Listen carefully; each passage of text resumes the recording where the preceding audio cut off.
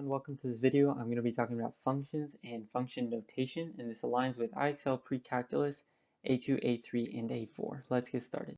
So before we talk about functions, we need to talk about this idea of a relation. So a relation is a set of ordered pairs, is a matching of items, numbers, quantities, or really anything else with a relationship between them. And so the question is, if I know one quantity, can I then determine the other? So let's look at some examples.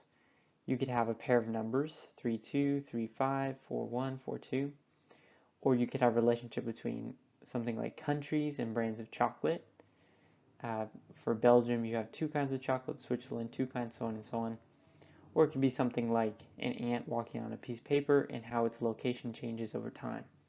All of those two things are comparing quantities. Functions are a special type of relation such that the input values have unique output values. So think of age and height. Height is a function of age because your age uniquely determines your height.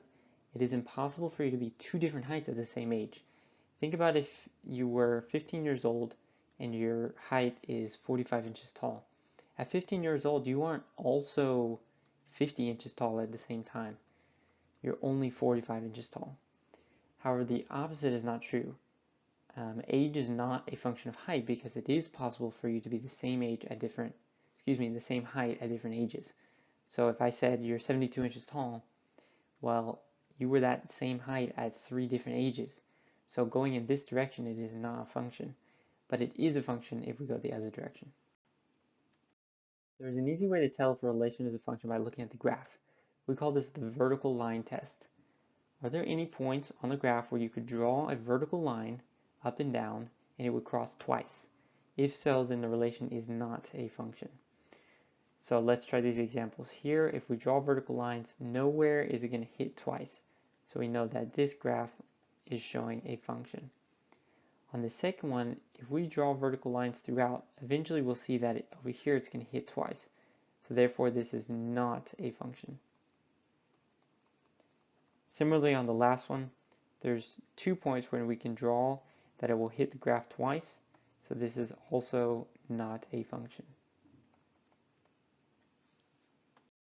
Sometimes the relationship between the input value and the output value actually follows a pattern, and we can model this pattern using a formula. For example, let's say every year of your life from age 5 at 40 inches, you grew 3 inches. How tall would you be at age 15? So we would plug in whatever your age is older than 5 for A, times 3 because that's how many inches you grew, plus 40 because that's how tall you were at age 5. So I would say actually age of 10, because 15 is 10 more than 5, equals 3, and then wherever I see an A, I'm now plugging in a 10. 3 times 10 plus 40. Of course, 3 times 10 is 30. 30 plus 40 is 70. So you would be 70 inches tall at age 15. You can also evaluate functions using the graph of a function.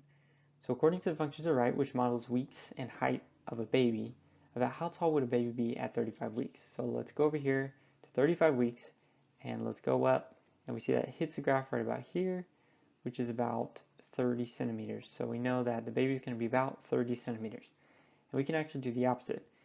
How old would a 25 centimeter baby be? So now we're looking over here first. Go 25 centimeters, scroll over, hit the graph right here, which corresponds to about 27 weeks. So that's about a 27 weeks old baby. Let's try some practice. Does the graph below show a function? Let's use a vertical line test. We can easily see that if we draw a vertical line, it'll hit the graph twice. So this is not a function. All right, let's evaluate the functions at the given values. So f of x equals x cubed minus 2x, and we want to evaluate it at f of 1. So wherever I see an x, now I'm going to put a 1. So that would be 1 cubed times 2 times 1. 1 cubed is 1. 2 times 1 is 2. So my answer is negative 1. Let's try this one. On this one, we're actually given a variable to plug in. So wherever I see an x, I'm going to change it for my value here, t minus 1. So it'd be 10 times t minus 1 minus 5. Now I'm going to actually distribute this here. 10 times t is 10t. 10 times -1 is -10. That's all minus 5. And then I can simplify this to be 10t minus 15. So that's my answer. I didn't get a whole number because this input was actually a variable. Let's use a graph to evaluate these functions. This is a graph of h of x, and I want to determine what is h of 7. So if I go over here to 7 and then trace up, I see that it intersects right at 2. So my answer here is going to be 2. Second one says solve for h of x equals 4. So I need to figure out what x value is at 4.